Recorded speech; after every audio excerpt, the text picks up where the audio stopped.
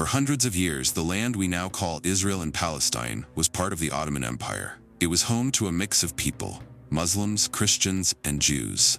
They lived together under Ottoman rule. In the early 1900s, the population was mostly Arabic-speaking Muslims, with Christian and Jewish minorities. Then, two big ideas started to rise. First, some local Arabs began thinking of themselves not just as Arabs, but as Palestinians, a distinct identity. Second, in Europe, a movement called Zionism was growing among Jews. Zionists believed Jews were not just a religion, but a nation, and that they deserved a homeland. After centuries of anti-Semitism, many Jews saw building a state in their ancient homeland as their only path to safety. In the early 20th century, thousands of European Jews moved to the region. They built farming communities. They hoped to build a safe home. After World War I, the Ottoman Empire collapsed. The British took control of the land. They called it the British Mandate for Palestine.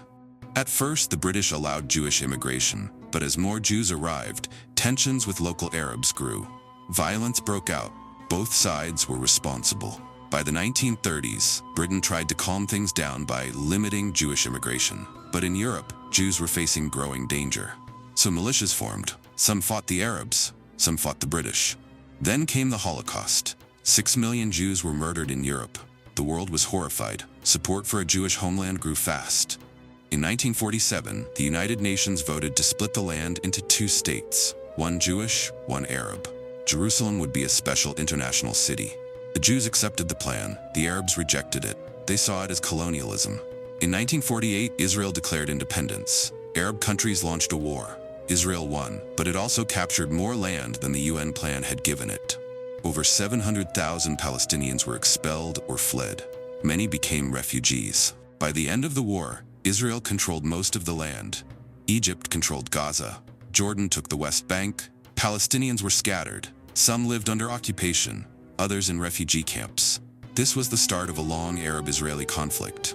In 1967, Israel fought another war with its neighbors. It captured even more land: the West Bank, Gaza, East Jerusalem, the Golan Heights, and the Sinai Peninsula. From then on, Israel began occupying Palestinian territories.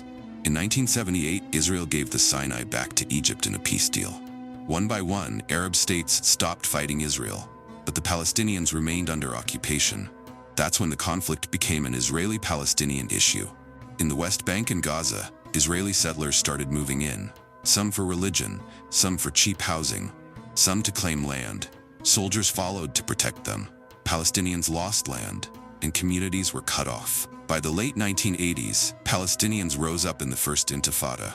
It began with protests, but it turned violent. Israel responded with heavy force.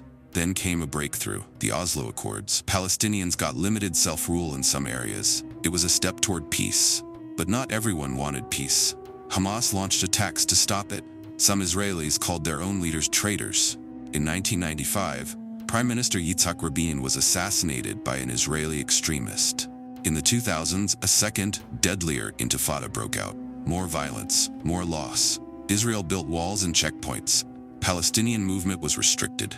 In 2005, Israel withdrew from Gaza. Soon after, Hamas took control. Israel and Egypt imposed a blockade on Gaza. Over the years, conflicts flared again and again. In 2023 and 2024, violence surged. Hamas launched deadly attacks into Israel. Israel responded with heavy airstrikes. Thousands were killed, mostly civilians in Gaza.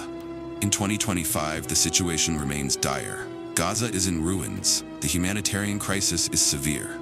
The West Bank remains under occupation. Israeli settlements have grown. Palestinians are still divided, with Hamas ruling Gaza and the Palestinian Authority controlling parts of the West Bank.